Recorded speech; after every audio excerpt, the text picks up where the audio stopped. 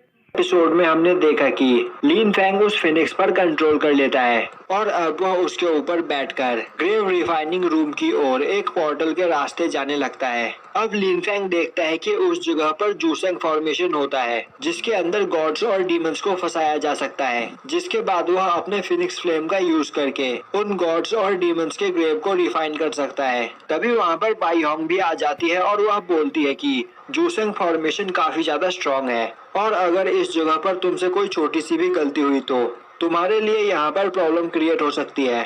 अब by Hong एक grave की ओर इशारा करते हुए लीन फैंग से अपने फिनिक्स फ्लेम का यूज करते हुए उस ग्रेव को रिफाइन करने के लिए बोलती है, जो सुनकर लीन फैंग उस ग्रेव की ओर अपने फिनिक्स फ्लेम को छोड़ता है और तभी उस ग्रेव के अंदर से एक गॉड निकलकर बाहर आता है और बोलता है कि आखिर कौन उसे यहाँ पर प्योरीफाई करने की कोशिश कर रहा है। उसका नाम लैंग फैन यू है और वह एक एंशिएंट गॉड फॉर्मेशन है। और तभी वह वहाँ पर लीन फैंग को देखकर बोलता है, लड़के क्या तुम मेरे हाथों से यहाँ पर मरना चाहते हो। और अब यह बोलकर वह लीन फैंग पर अटैक करने लगता है।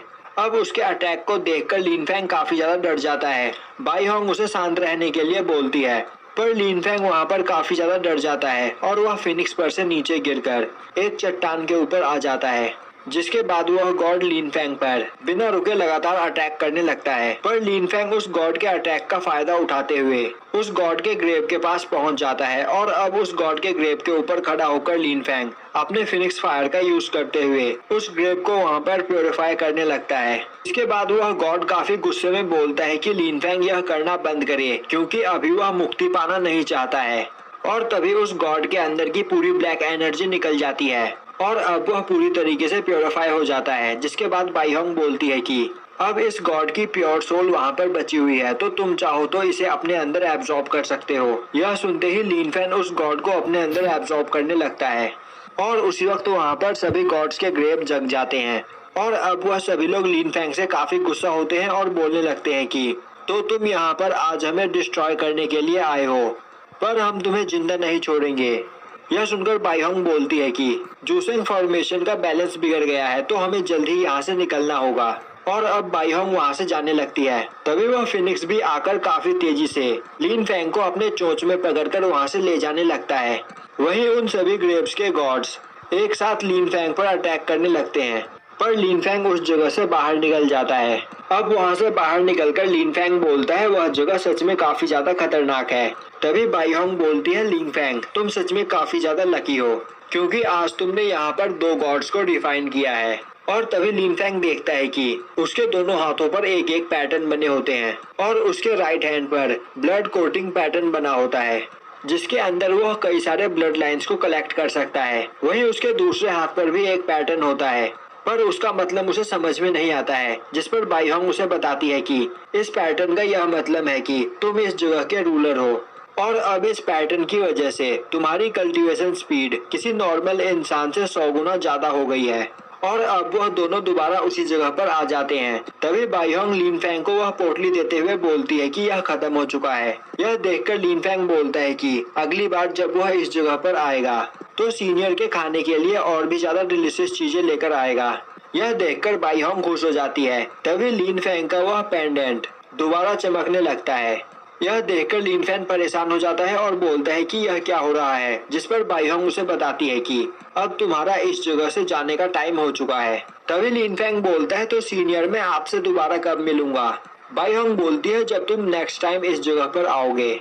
अब यह सुनकर लीन फैंग वहाँ से चला जाता है। वहीं खड़ी बाई होंग सोचने लगती है कि लीन फैंग सच में काफी ज्यादा लकी है, पर क्या यह 20 सालों में इतना ज्यादा पावरफुल हो पाएगा जिससे वह उन गॉड्स का सामना करके उन्हें हरा सके, क्योंकि लीन फैंग के पास यहाँ पर बस 20 साल का ही वक्त है। अब हमें दिखाया जाता है कि रियल वर्ल्ड में एक डॉक्टर एक मेडिसिन लेकर लीन फैंग को देने के लिए जा रहा होता है। वहीं उस डॉक्टर को देखकर लीन फैंग का ग्रैंडफादर काफी ज्यादा गुस्सा हो रहा होता है और बोल रहा होता है कि तुम सच में बहुत लेजी हो, कहीं तुम फेक डॉक्टर तो नहीं, और आखिर तुम अपना काम इतना धीरे धीरे क्यों कर रहे हो। और यह बोलकर लीन फैंग का ग्रैंडफादर उस डॉक्टर के ऊपर चिल्लाने लगता है। तभी उस डॉक्टर का पैर फिसल जाता है, जिससे वह मेडिसिन वहाँ पर नीचे गिरने लगती है। पर उसी वक्त एक लड़की उस मेडिसिन को वहाँ पर गिरने से बचा लेती है और यह लड़की लीन फैंग की छोटी बहन लीन सिनर है। अब वहाँ पर उस डॉक्टर की इस गलती पर लिन फैन का ग्रैंडफादर उस पर और भी ज्यादा गुस्सा हो जाता है और बोलता है कि मैं तुम्हारी शिकायत तुम्हारे चीफ डॉक्टर से करूंगा, जिससे वह डॉक्टर वहाँ से चिल्लाते हुए भागने लगता है और बोलता है कि तुम्हारे ग्रैंडसन की हालत काफी ज्यादा खराब है, उसकी मार्शल सोल उससे छीन ली गई है और तो और उसकी ब्लड लाइन भी इंजर्ड है, तो वह यहाँ पर जिंदा नहीं बच सकता है और यहाँ पर कोई मिरेकल ही लिन फैन को जिंदा बचा सकता है। और यह बोलकर वह डॉक्टर वहाँ से भाग जाता है, जिससे लिन फैन के ग्रैंडफादर को काफी ज्यादा गुस्सा आता है और वह चिल्लाते हुए बोलते हैं कि मैं तुम्हारे ट्रीटमेंट हॉल को डिस्ट्रॉय कर दूंगा।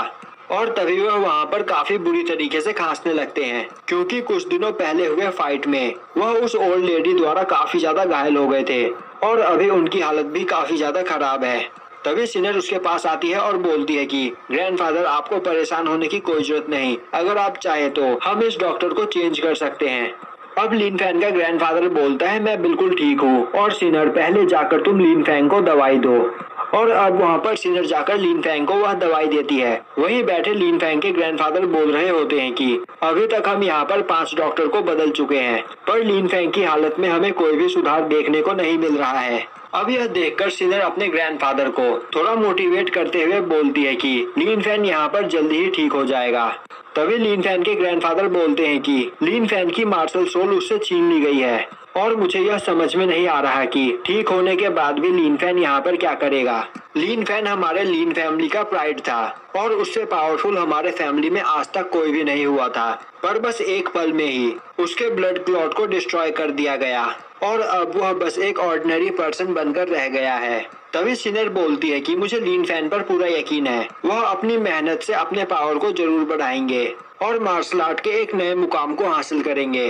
अब लिन फैन का ग्रैंडफादर बोलता है तुम दोनों बचपन से ही काफी ज्यादा क्लोज हो और एक दूसरे को काफी अच्छी तरीके से समझते हो, तो चाहे कुछ भी क्यों ना हो जाए तुम्हें हमेशा यह याद रखना है कि हम एक फैमिली है और हमेशा एक दूसरे की मदद करना है। अब हमें दिखाया जाता है कि लिन फैंग अभी तक उसके साथ जो भी कुछ हुआ होता है उस बारे में याद कर रहा होता है और तभी वहाँ पर उसकी आँख खुल जाती है और अब वह उठकर देखता है तो वह अपने रूम में होता है और यह देखकर वह सोचने लगता है कि क्या अभी तक उसके साथ जो भी कुछ हुआ वह बस एक सपना था। हाँ, बस यह एक सपना ही था, क्योंकि हमारी लिन फैमिली के सभी लोगों के पास शॉर्ट ब्लड लाइन होती है, तो मेरे पास फिनिक्स ब्लड लाइन कैसे हो सकती है। और तभी वहाँ पर सिनर उठ जाती है, जो लिन फैंग का ध्यान रखते रखते उसी जगह पर सो गई थी। अब सिनर लिन फैंग को उठा हुआ देखकर अपने ग्रैंडफादर को वहाँ पर बुलाती है। अब लिन फैंग का ग्रैंडफादर वहाँ पर लिन फैंग को ठीक देखकर काफी ज्यादा खुश होता है और अब वह लिन फैंग से उसके तबीयत के बारे में पूछता है, जिस पर लिन फैंग बोलता है कि अब वह पूरी तरीके से ठीक है। और अब यह बोलते बोलते ही वह वहाँ पर काफी बुरी तरीके से खांसने लगता है, जो देखकर लिन फैंग बोलता है ग्रैंडफादर आप ठीक तो हो। और अब वह समझ जाता है कि उस फाइट में उसके ग्रैंडफादर काफी बुरी तरीके से घायल हो गए थे, पर उस फाइट के बाद उन्होंने लिन फैंग के ट्रीटमेंट पर ज्यादा ध्यान दिया और खुद की ट्रीटमेंट नहीं की, जिस वजह से उनकी हालत अभी काफी ज्यादा खराब है। अब वहाँ पर लिन फैंग का ग्रैंडफादर बोलता है तुम यहाँ पर आराम करो और सिनर तुम अपने बड़े भाई का ध्यान रखो और अब मैं भी जाकर अपने वुंड्स को हील करने की कोशिश करता हूँ। सिनर बोलती है कि वह लिन फैंग का काफी अच्छे से ध्यान रखेगी, जिसके बाद उसका ग्रैंडफादर वहाँ से चला जाता है। अब लिन फैंग बोलता है सिनर तुम्हें मेरे बारे में भूलकर ग्रैंडफादर का ध्यान रखना चाहिए, जिस पर सिनर बोलती है कि बड़े भाई आप अभी बहुत ज्यादा घायल हो तो आपको यहाँ पर आराम करना चाहिए। और अब वह बोलते बोलते जी मैन्याओ की बातें छेड़ देती है, जो सुनकर वहाँ पर लिन फैंग को काफी गुस्सा आता है। यह देखकर सिनर उससे माफी मांगने लगती है। अब लिन फैंग बोलता है तुम्हें माफी मांगने की कोई जरूरत नहीं, जब मैं बीमार था तो तुमने और ग्रैंडफादर ने मेरी काफी ज्यादा देखभाल की, यहाँ तक कि तुम दोनों सोए भी नहीं, तो अब मैं ठीक हूँ तो तुम जाकर सो सकती हो। और अब यह सुनकर सिनर वहाँ से चली जाती है। अब सिनर के वहाँ से जाने के बाद लिन फैंग दोबारा उस फिनिक्स ब्लड लाइन के बारे में सोचने लगता है और बोलता है कि काश वह बातें सच होती। और तभी उसके गले का पेंडेंट दोबारा ग्लो करने लगता है और अब उसके सर पर फिनिक्स पैटर्न आ जाता है, जो देखकर लिन फैंग को यकीन हो जाता है कि वह सब सपना नहीं बल्कि हकीकत था। और अब वह वहाँ पर अपने फिनिक्स सोल को अवेक करने के लिए कल्टीवेशन करने लगता है। और तभी वह देखता है कि उसके पास फिनिक्स सोल के साथ साथ उसकी स्वॉर्ड सोल भी है। वहीं उसकी कल्टीवेशन स्किल पहले से काफी ज्यादा फास्ट हो चुकी होती है और अब यह देखकर वह काफी ज्यादा खुश होता है क्योंकि अब उसके पास दो दो मार्शल सोल थी। और अब लिन फैंग बोलता है कि इस कॉन्टिनेंट में मार्शल आर्ट पावर्स को 10 कल्टीवेशन रैलम में डिवाइड किया गया है। Blood clotting realm, the realm of genius martial artist, spirit martial realm, heavenly martial realm, divine martial realm, nirvana realm, Tencent realm, Tongtian realm, the realm of emptiness और divine realm. मैं अभी blood clotting realm के level 1 पर हूँ, पर अभी मेरे पास 2 martial soul और 2 ब्लड लाइन है।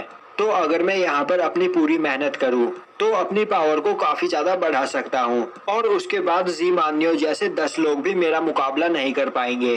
अब उसे कल्टीवेशन करते करते सुबह हो जाती है और अब वह सुबह में देखता है कि उसके वुंड्स हील हो रहे होते हैं और यह उसके फिनिक्स ब्लड लाइन की हीलिंग पावर की वजह से हो रहा होता है। तभी वहाँ पर सिनर उसके लिए खाना और दवाइयाँ लेकर आती है और अब वह अपने हाथों से वहाँ पर लिन फैंग को खिलाती है जिसका टेस्ट लिन फैंग को काफी ज्यादा पसंद आता है और अब वह वहाँ पर उस खाने की काफी ज्यादा तारीफ करने लगता है। वहीं पर लिन फैंग सोच रहा होता है कि अब वह जी मान्यो से अपना बदला लेकर रहेगा और अपना बदला पूरा होने से पहले वह किसी को भी यह पता नहीं चलने देगा कि उसके पास 2 मार्शल सोल है और फिर वह जी मान्यो को अपने ही हाथों से मारेगा। और तभी वहाँ पर सिनर बेहोश हो जाती है और नीचे गिरने लगती है।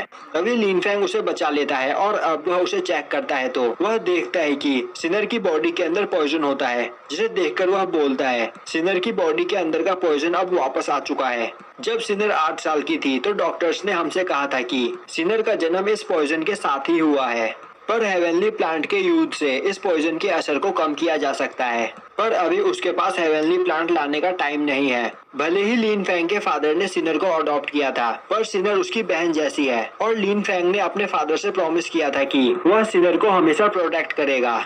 तो अब उसे क्या करना चाहिए? और तभी उसे याद आता है कि उसका ऑरा पैटर्न बस एनर्जी को ही अपने अंदर एब्जॉर्ब नहीं करता है, बल्कि वह किसी भी टाइप के मटेरियल को अपने अंदर एब्जॉर्ब कर सकता है।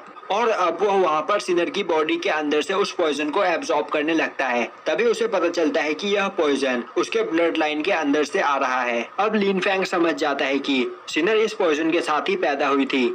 इसका यह मतलब है कि सिनर पॉइजन ब्लड लाइन से है। और अब लिन फैंग अपनी पूरी पावर का यूज करते हुए सिनर की बॉडी के अंदर के पॉइजन को अपने अंदर एब्जॉर्ब कर लेता है।